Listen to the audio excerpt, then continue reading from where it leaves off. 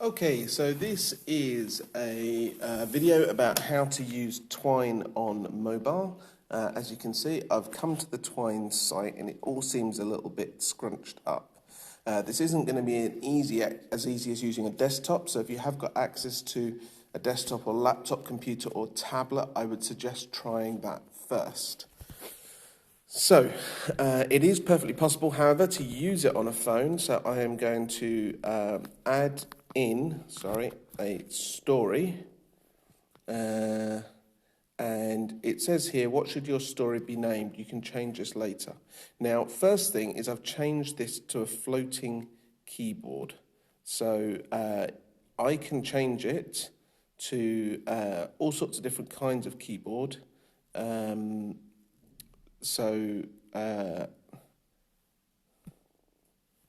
I can change it to a keyboard like this, but I find the floating works best because it means I can move it around and out of the way of what I'm typing. Now, the other thing that might help me is to turn it into landscape. I'm not sure how this will come out in the video. Maybe you'll just see it the wrong way up. And I can put into here now what I want to call my story. Now, I can either type it in or I can use the voice type, mobile demo.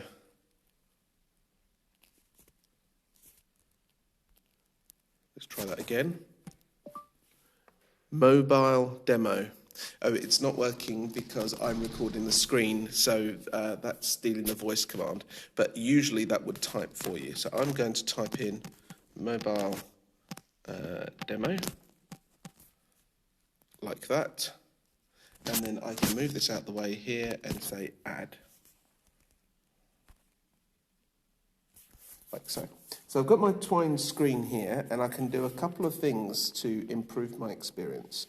First of all, I can use it in this mobile mode, and when I want to edit a story, you've got the floating keyboard, which is fine, but you can see it comes up too wide.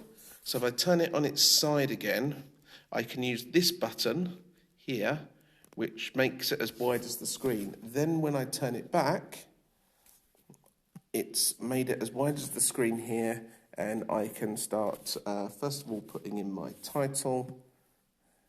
So I'm going to call it intro, and this is a demo of how to use Twine on mobile. And then I'm going to put in a link. So you'll probably have to delve into your keyboard a bit. So you want these square brackets, and then find out more. And I'll show you how to put the arrow in as well if you want a differently named link. So I'm going into here like that.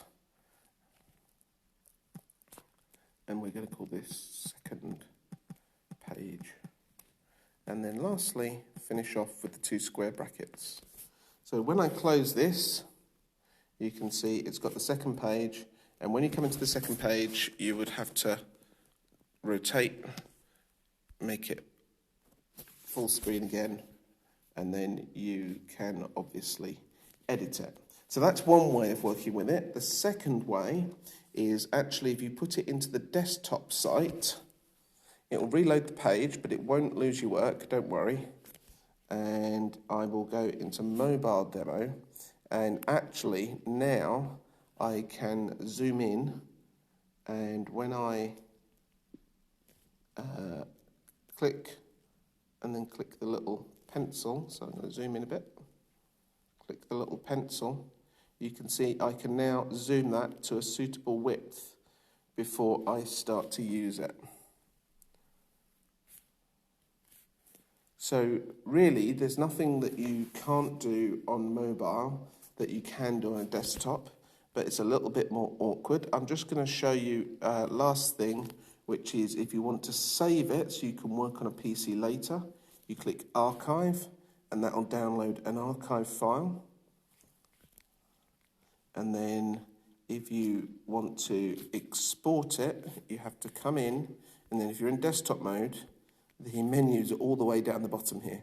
So then we need to do publish to file, and that will download your file.